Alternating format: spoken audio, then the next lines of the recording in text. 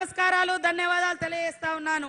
ముఖ్యంగా 10 సంవత్సరాలుగా BRS party TRS party ప్రజలకు దూరమై ప్రజల ఆకాంక్షలకు అనుగుణంగా పరిపాలించలేదు కాబట్టే మీరు పక్కకు పెట్టడం జరిగింది. ఇప్పుడు మోడీ బీజేపీ కూడా గత 10 సంవత్సరాలుగా ఈ రాష్ట్రాన్ని పరిపాలిస్తుంది. అయ్యా నువ్వు ఏం చేసినవో చెప్పవయ్యా అంటే ఆయన ఏం చేసింది చెప్పలేక చెప్పుకోవడానికి ఏం లేక కాంగ్రెస్ పార్టీ మీద రకరకాల కుట్రలు చేసి కాంగ్రెస్ ప్రభుత్వాలను కూల్చే కుట్రలు చేసి అదే విధంగా కాంగ్రెస్ లో ఉంటే అవినీతి పరులంట, కాంగ్రెస్ నుంచి పక్కకు పోతే మరి వాషింగ్ పౌడర్ నిర్మా అంట, పక్కన మహారాష్ట్రలో అశోక్ చవాన్ అనేటువంటి సీఎం ఉంటే కాంగ్రెస్ పార్టీలో ఆయన మీద కేసు పెట్టిరు. వాళ్ళ పార్టీలో పోగానే ఆయనకు రాజ్యసభ ఇచ్చి ఢిల్లీకి పంపిరు. మరి ఇవాళ ఏమంటున్నాడు, కాంగ్రెస్ వస్తేనట పేదోళ్ళ దగ్గర పుస్తకాలు గుంజుకోనట ఇంకొక ముస్లిం కమ్యూనిటీకి ఇస్తారంటారు. అరే ఏమైనా బుద్ధి ఉందా మోడీ గారు? నీకు ఒక రాజ్యాంగబద్ధమైనటువంటి పదవుల్లో ఉండి నువ్వు 10 ఏళ్ళు ఈ రాష్ట్రానికి ఈ దేశానికి ఈ ప్రజలకు ఏం చేసినవో చెప్పు, మేము ఇవాళ చెప్తాం.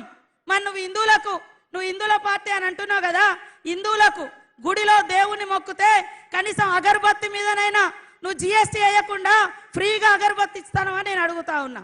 మరి ఏమన్నా ప్రత్యేకంగా నువ్వు అంటున్నావు కదా హిందూ ముస్లిం అని, హిందువుల మీద ట్యాక్సీలు వేయకుండా 10 ఏళ్ళు రూపాయి వసూలు చేయకుండా ఏమన్నా పరిపాలించినవా నేను అంటున్నా.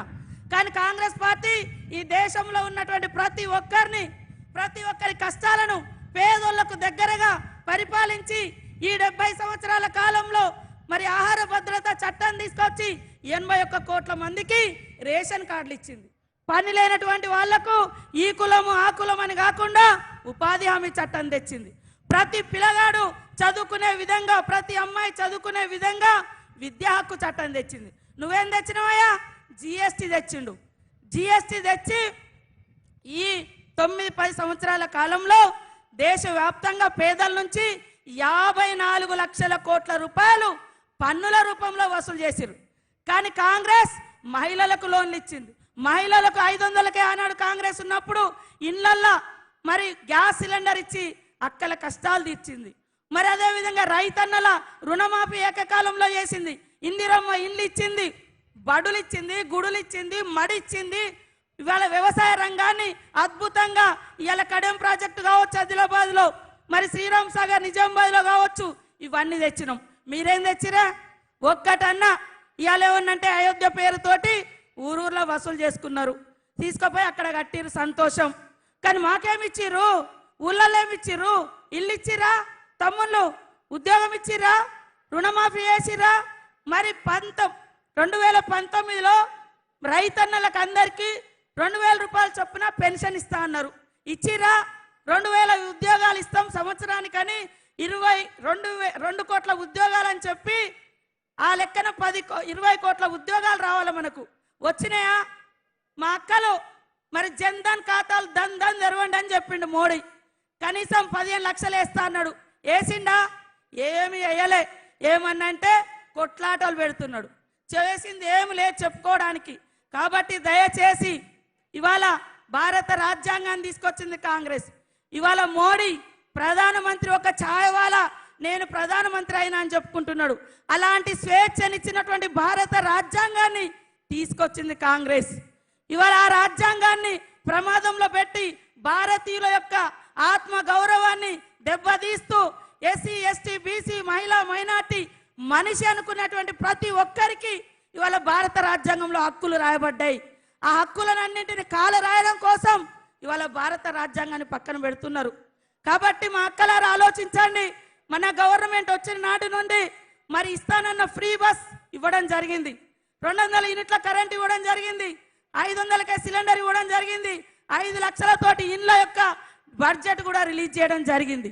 ప్రతి ఒక్కటి గ్యారంటీలకు గ్యారంటీ రేవంత్ రెడ్డి గారు, గ్యారంటీలకు గ్యారంటీ ఇందిరమ్మ పాలన.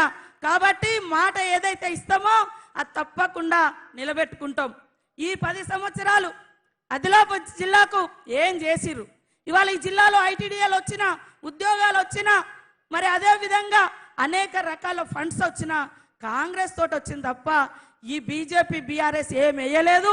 ఇంకా 5 ఏళ్ళు మన ప్రభుత్వం మీద ఉంటుంది. కాబట్టి మీ అందరి ఆకాంక్షలకు అనుగుణంగా, మీ అవసరాలకు అనుగుణంగా మీ పిల్లలకు 3 నెలలలో 34,000 ఉద్యోగాలు ఇచ్చిన ఘనత మరి సీఎం రేవంత్ రెడ్డి గారిది. 4,000 అంగన్వాడీలను కూడా అప్గ్రేడ్ చేయడం జరిగింది. దాంతో 34,000 మందికి ఇచ్చినాం. మరి బీజేపీ ఏమిచ్చింది? ఇవాళ ఏమనంటే దేవుడు దేవుడు అంటారు. దేవుడు ఇవాళ గుడిలో ఉండాలి, భక్తి గుండెల్లో ఉండాలి. కానీ దేవుని తీసుకొచ్చి రోడ్ల మీద జెండాలకు కట్టి దేవుని ఎజెండా పెట్టి మరి ఓట్లు అడగడం ఇది ఎంతవరకు సంస్కారం అని నేను అడుగుతున్నా. మా అందరికీ భక్తి ఉంది, ఇక్కడ వాళ్ళందరికీ భక్తి ఉంటుంది. దేవుడు గుడిలో ఉంటాడు, భక్తి గుండెల్లో ఉండాలి. కాబట్టి ఇవాళ మీరు ఏమి ఇచ్చిర్రు? కనీసం గుడులను కూడా కట్టలేదు మీరు. కానీ ఎంతసేపు కాంగ్రెస్ను విమర్శించడమే పనిగా పెట్టుకున్నారు. ఇవాళ సుగుణ ఒక ప్రశ్నించే గొంతుక, ప్రజల మనిషి, 30 సంవత్సరాలుగా ప్రజల కష్టాలలో, ప్రజల ఇబ్బందులలో తన కుటుంబం నిలబడ్డది. కాబట్టి ఈ యొక్క సుగుణ గారిని, పేదింటి బిడ్డ, ఉద్యోగం వదిలిపెట్టుకొని మనల్ని నమ్ముకొని వచ్చింది. తప్పకుండా ఈ జిల్లాకు నేను ఇన్ఛార్జ్ మినిస్టర్గా ఉన్నా.